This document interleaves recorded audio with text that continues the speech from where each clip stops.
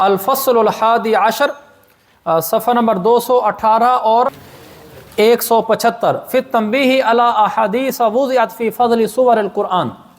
اب ان احادیث پر تنبیہ کی جائے گی جو احادیث گھڑی گئی ہیں قرآن مجید کی صورتوں کے فضیلت کے بیان میں، کہ فلاں صورت کی یہ فضیلت ہے، فلاں صورت کی یہ فضیلت ہے، اس میں بہت ساری حدیثیں گھڑی گئیں۔ اچھا، علامہ قرطبی نے اپنی تفسیر الجامع لاحکام القرآن کے مقدمہ میں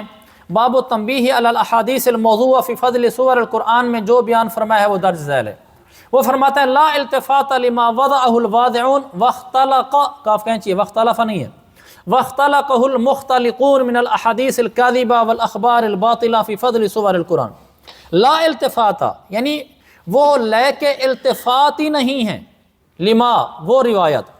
یعنی التفات کی کوئی ضرورت نہیں ہے،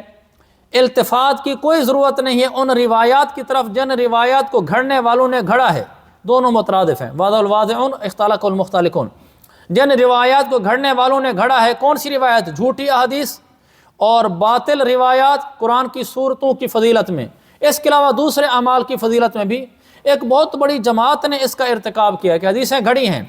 البتہ اس جماعت کے اغراض اور مقاصد اس کام کے اختیار کرنے میں مختلف ہیں،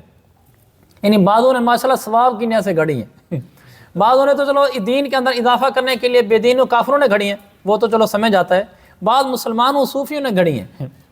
فَمِنْهُمْ قَوْمٌ مِّن زَنَادِقَةٍ، ان میں سے جو لوگ گھڑنے والے ہیں ان کی قسمیں، ان میں سے کچھ لوگ تو وہ ہیں جو زندیق ہیں، بے دین ہیں،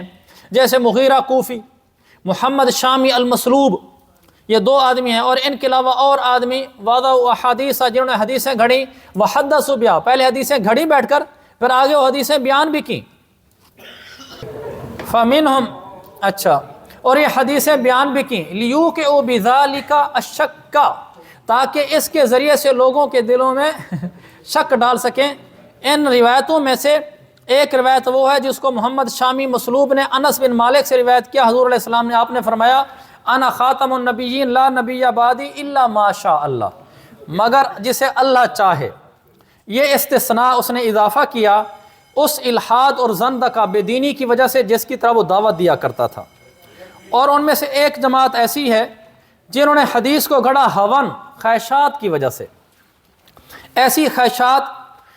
جن کی طرف لوگوں کو بلاتے تھے۔ چنانچہ خوارج کے ایک شیخ نے توبہ کرنے کے بعد بتایا کہ یہ، پھر لوگوں کو نصیحت کرتے ہوئے کہا، بتایا نہیں، یہ نصیحت کرتے ہوئے کہا کہ لوگوں یہ حدیثیں دین ہیں، لہذا دیکھو کہ تم اپنا دین کس سے لے رہے ہو، کیونکہ فَإِنَّ كُنَّ إِذَا هَوِينَا، حاویہ یہوہ ہون، کسی چیز کو چاہنا، جب ہم کسی چیز کی خواہش رکھتے تھے، نہیں حوینا بھی ٹھیک ہے، حاویہ یہوہ ہون ٹھیک ہے، ہوا بھی ہو سکتا ہوگا لیکن یہ بھی ٹھیک ہے، میں دیکھ کر آیا ہوں۔ فَإِنَّ كُنَّ إِذَا هَوِينَا، جب ہم کسی چیز کی خواہش رکھتے تھے، سَيَّرْنَاهُ حَدِيثًا، ہم اس چیز کو، اس کام کو حدیث بنا دیتے تھے۔ ایک جماعت وہ تھی جنہوں نے حدیث گھڑی ہے حسبتاً کما زعموا، اپنے گمان کے مطابق ثواب کی امید سے، حسبتاً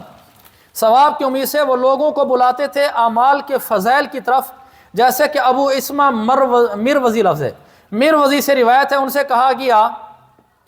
تمہیں یہ حدیثیں عن اکرمہ عن ابن عباس، اس سند سے قرآن کی صورتوں میں ایک ایک صورت کے اعتبار سے، صورتاً یہ حدیثیں تم کہاں سے ملیں؟ کہنے لگے میں نے لوگوں کو دیکھا ہے کہ انہوں نے قرآن پڑھنے سے منہ موڑ لیا ہے، وہ ابو حنیفہ کی فقہ میں مشغول ہو گئے،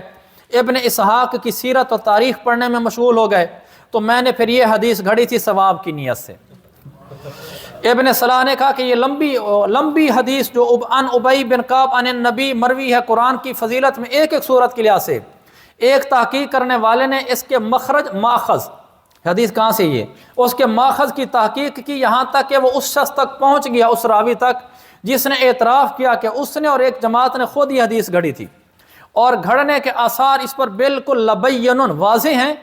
اور واحدی جو مفسر ہے